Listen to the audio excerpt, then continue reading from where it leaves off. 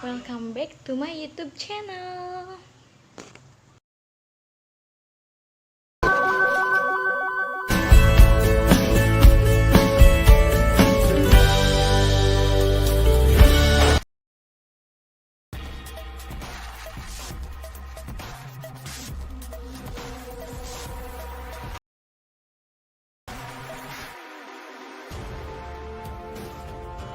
Halo, selamat pagi. Assalamualaikum warahmatullahi wabarakatuh.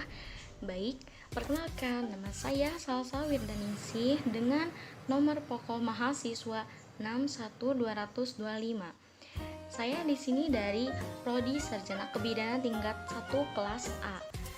Di sini saya akan mempresentasikan tugas video dengan mata kuliah Ilmu Kandungan dan Kebidanan. Yang terhormat Dr. Intan Renata, yakni selaku dosen Ilmu Kandungan dan Kebidanan yang telah membimbing dalam pembelajaran kali ini.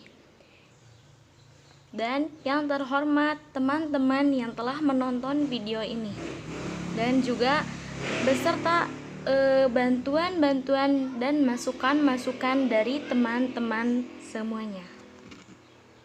Baik, dalam video presentasi ini saya akan memaparkan atau menyelesaikan tugas yang ada di sebelah sini. Nah, penugasannya ini adalah seorang wanita berusia 30 tahun, belum mempunyai anak, dan dia ini sudah menikah sekitar 8 tahun. Dan beliau ini mengeluh adanya benjolan di perut bawah, nyeri haid, siklus haidnya ini 30 hari, dan tiap hari darahnya sebanyak 5-6 duk per hari. Nah, lalu saat di USG dikatakan adanya mioma uteri yang berukuran 4 cm. Nah, lalu bagaimana pengkajian pasien tersebut dari anamnesis, pemeriksaan fisik, pemeriksaan ginekologi, penata laksanaan, dan pemeriksaan penunjang. Baik, di sini saya akan mulai memaparkannya.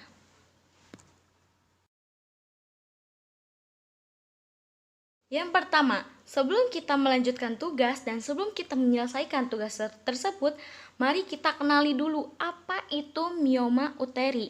Nah, mioma uteri adalah suatu pertumbuhan jinak dari sel-sel otot polos.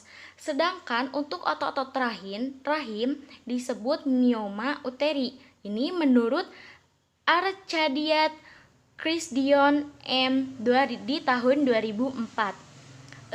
Lalu ada juga yang berpendapat mioma uteri adalah tumor jinak otot rahim disertai jaringan ikatnya. Ini menurut dari www.infomedica HTM2 di tahun 2004 juga. Selanjutnya ada beberapa pendapat lagi, yaitu mioma uteri ini adalah neoplasma jinak yang berasal dari otot uterus dan jaringan ikat, sehingga dalam kepustakaan disebut juga ini adalah leiomyoma atau fibromioma atau juga fibroid. Nah, ini menurut Mas Jur Arif di tahun 2001.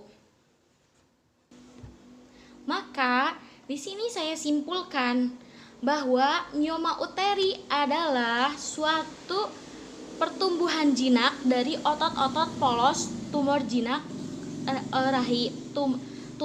otot rahim disertai jaringan ikat. Neoplasma yang berasal dari otot uterus yang merupakan jenis tumor uterus yang paling sering. Dapat bersifat tunggal, ganda, dan mencapai ukuran besar.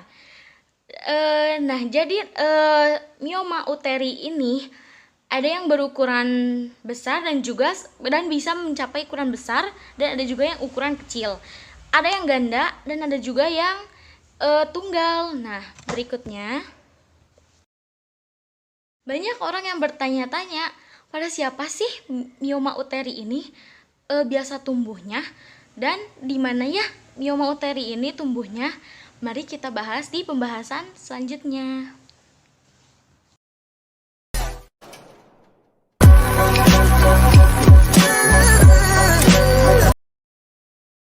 Ternyata mioma uteri ini biasanya itu terdapat pada wanita usia reproduksi. Tetapi ini hanya banyak menyerang pada usia 30 tahun sampai 35 tahun. Mioma atau fibroid uterus dapat tumbuh di dinding rahim. Nah, jadi di mana sih yang tadi letaknya mioma ini? Ternyata mioma ini tumbuh di dinding rahim, bagian dalam maupun luar. Jadi dia dapat tumbuh di bagian luar maupun bagian dalam. Seperti yang dalam penugasan tadi, kita akan mengkaji bagaimana pemeriksaan anamnesis pada mioma uteri. Lalu gimana sih pemeriksaan anamnesis ini? Akan saya paparkan dalam video ini juga.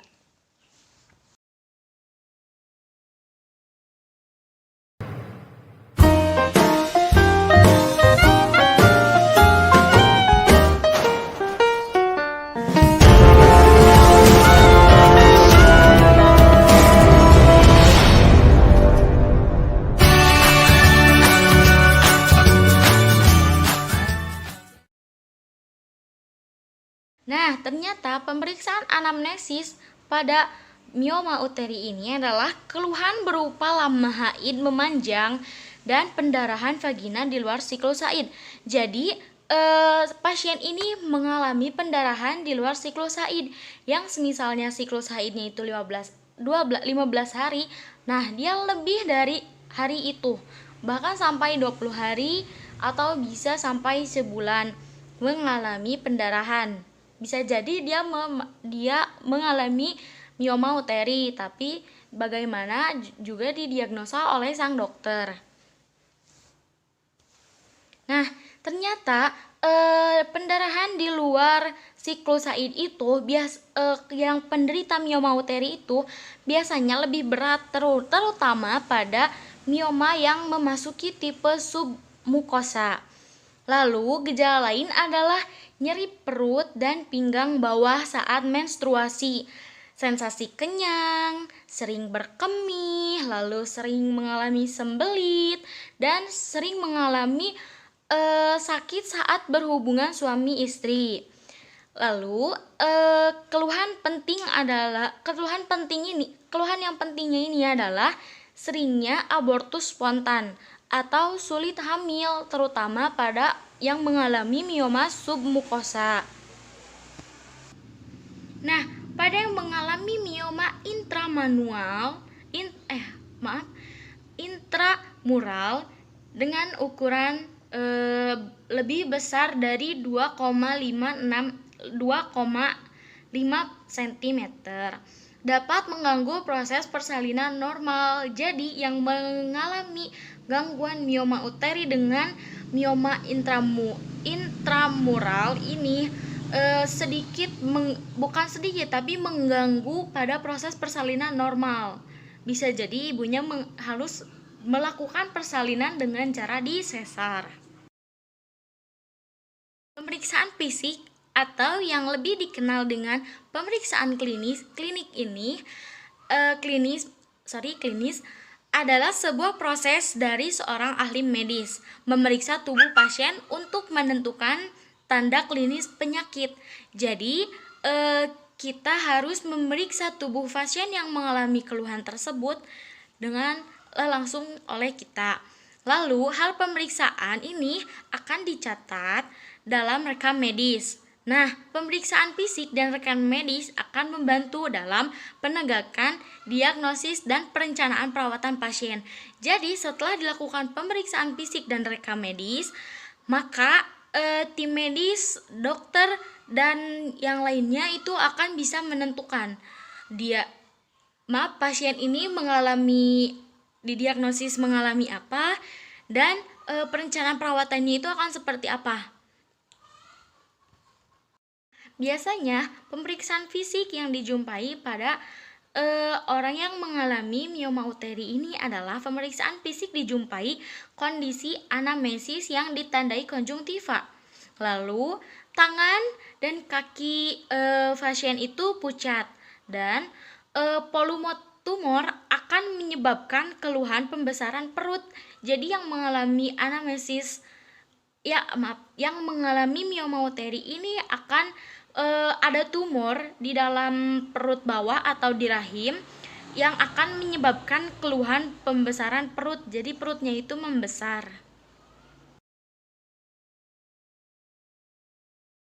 Selanjutnya, kita beranjak pada pemeriksaan ginekologi. Nah, bagaimana sih pemeriksaan ginekologi ini?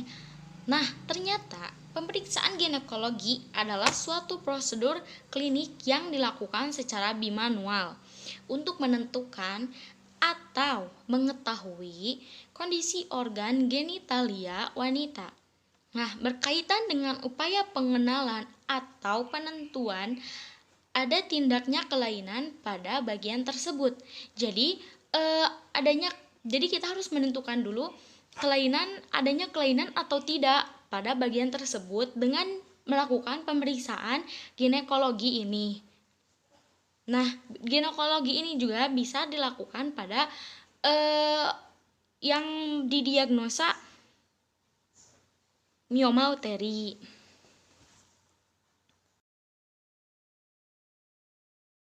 Nah, setelah dilakukan pemeriksaan anamnesis, pemeriksaan fisik, dan juga pemeriksaan ginekologi, harus lebih pastikan lagi yaitu dengan pemeriksaan penunjang.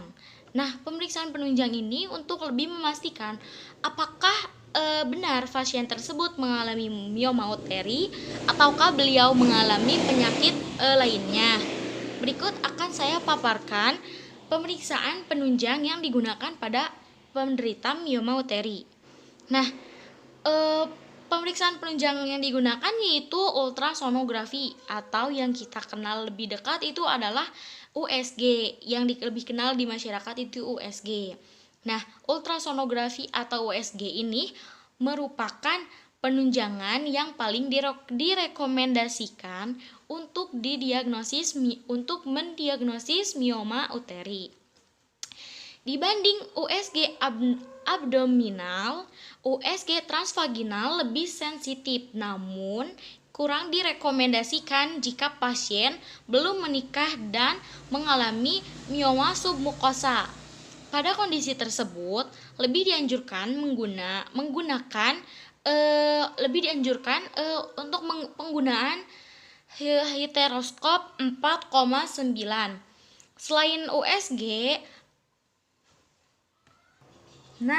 ternyata selain di USG juga diperlukan pemeriksaan laboratorium darah untuk menentukan status anemia, untuk menyingkirkan potensi maligna dan dianjurkan biopsi endometrium. Jadi tidak semua ultrasonografi ini bisa digunakan pada penderita mioma.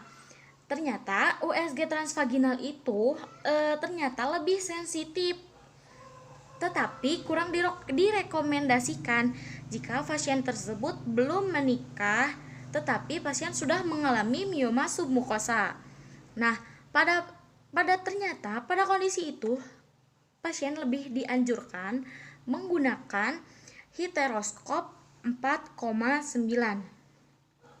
Selain USG juga pasien yang didiagnosis mengalami mioma uteri ini harus melakukan cek darah, pemeriksaan lab darah agar menentukan apakah pasien tersebut mengalami anemia ataukah tidak. Nah, lalu setelah kita membahas apa itu mioma uteri dan bagaimana pemeriksaan anamnesis yang dilakukan pada penderita mioma atau yang didiagnosa mioma uteri ini, lalu pemeriksaan fisik, pemeriksaan ginekologi, sampai pemeriksaan penunjang. Nah, satu lagi yang belum kita bahas yaitu adalah penata laksanaannya. Bagaimana sih penata laksanaan mioma uteri ini? Nah, penata laksanaan mioma uteri dan tumor jinak tumor jinak otot rahim, yaitu mencakup observasi medikamentosa atau pembedahan, yaitu dilakukannya pembedahan pada pasien tersebut. Jika pasien tersebut mengalami mioma uteri, maka harus segera dilakukan operasi.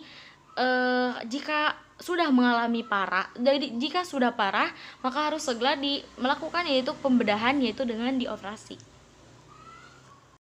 Baik, setelah saya menjelaskan di sini apa itu mioma uteri, lalu bagaimana pemeriksaan anamnesis, pemeriksaan penunjang, pemeriksaan fisik, pemeriksaan ginekologi sampai penata laksanaannya.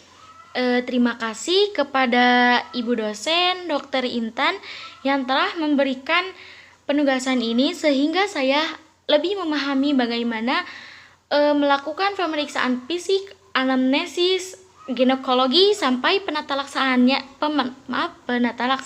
ini dan pemeriksaan penunjang. Terima kasih yang sebesar-besarnya. Mohon maaf bila ada kesalahan.